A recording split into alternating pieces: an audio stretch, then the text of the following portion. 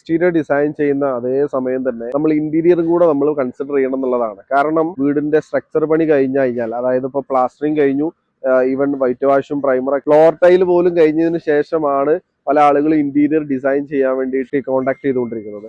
ശരിക്കും അങ്ങനെ സംഭവിച്ചു കഴിഞ്ഞാൽ, അല്ലെങ്കിൽ അങ്ങനെ ചെയ്തു കഴിഞ്ഞാൽ വലിയൊരു പ്രശ്നം എന്താണെന്ന് വെച്ചാൽ എല്ലാ സൈറ്റിലും സംഭവിക്കുന്ന ഒരു കാര്യമാണ്. കാരണം ഒരുവിധം എല്ലാ സ്ട്രക്ചർ വർക്കുകളും ഫിനിഷ് ചെയ്തതിന് ശേഷം ഇന്റീരിയർ നമ്മൾ ഡിസൈൻ ചെയ്തതിന് ശേഷം ഇന്റീരിയറിന്റെ ഡിസൈൻ പ്രകാരം നമുക്ക് ചിലപ്പോൾ നമ്മുടെ ഇലക്ട്രിക്കൽ ലേഔട്ടിലോ അല്ലെങ്കിൽ മറ്റെന്തെങ്കിലും രീതിയിൽ നമുക്ക് മാറ്റങ്ങൾ വരുത്തേണ്ടി വന്നു കഴിഞ്ഞാൽ അവിടെ രണ്ടാമതൊരു അഡീഷണൽ വർക്ക് നമുക്ക് വരികയാണ്.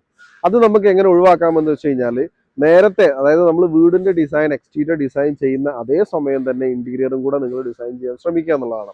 അങ്ങനെ ചെയ്തു കഴിഞ്ഞാൽ ഇത്തരത്തിലുള്ള ഒരുപാട് അഡീഷണൽ കോസ്റ്റുകൾ നമുക്ക് കുറയ്ക്കാം. ഇനി ആ സമയത്ത് ചെയ്തിട്ടില്ല എന്നുണ്ടെങ്കിലും കൂടിയിട്ട് അറ്റ്ലീസ്റ്റ് നമ്മൾ സ്ട്രക്ചർ ഫിനിഷ് ആയി കഴിഞ്ഞാൽ, അതായത് ഇലക്ട്രിക്കൽ പൈപ്പിംഗ് ചെയ്യുന്നതിന്റെ തൊട്ട് മുമ്പ് നമ്മൾ ചെയ്തു കഴിഞ്ഞാലും നമുക്ക് എന്ത് ചെയ്യാം, ഇത്തരത്തിലുള്ള പ്രശ്നങ്ങൾ നമുക്ക് മാറ്റം വരുത്താം, അല്ലെങ്കിൽ ഈ ഒരു രീതിയിലുള്ള എക്സ്പെൻസ് നമുക്ക് ഒഴിവാക്കാൻ പറ്റുമെന്നുള്ളതാണ്. അങ്ങനെ ആകുന്ന സമയത്ത് നമുക്ക് നേരത്തെ നമ്മൾ പ്ലാൻ ചെയ്ത് കഴിഞ്ഞാൽ ഉണ്ടാകുന്ന വേറൊരു ഗുണം എന്താണ്, ഇന്റീരിയറിന്റെ ബഡ്ജറ്റും കൂടെ നമുക്ക് നേരത്തെ കാണാൻ വേണ്ടി പറ്റുന്നുണ്ടാവും. കാരണം അവസാന ഘട്ടത്തിൽ ഇന്റീരിയർ ചെയ്യുന്ന സമയത്ത് അതിന് വേണ്ടിയിട്ട് നമ്മൾ ചിലപ്പോൾ ബഡ്ജറ്റിൽ എമൗണ്ട് കണ്ടിട്ടുണ്ടാവണമെന്നില്ല. പക്ഷെ നേരത്തെ ഡിസൈൻ ചെയ്ത് കഴിഞ്ഞാൽ ഉണ്ടാവുന്ന ഗുണം എന്താണ്, ഈ പറഞ്ഞ രീതിയിൽ നമ്മളെ ബഡ്ജറ്റിനോട് മാച്ചായ രീതിയിലേക്ക് ഒരു ഡിസൈനും കൂടെ നമുക്ക് കൊണ്ടുവരാൻ വേണ്ടി പറ്റും എന്നുള്ളതാണ്. അപ്പോൾ ഇത്തരത്തിൽ ഒരുപാട് കാര്യങ്ങൾ നമ്മളൊരു വീട് എടുക്കാൻ വേണ്ടിയിട്ട് ശ്രദ്ധിക്കേണ്ടതായിട്ടുണ്ട്.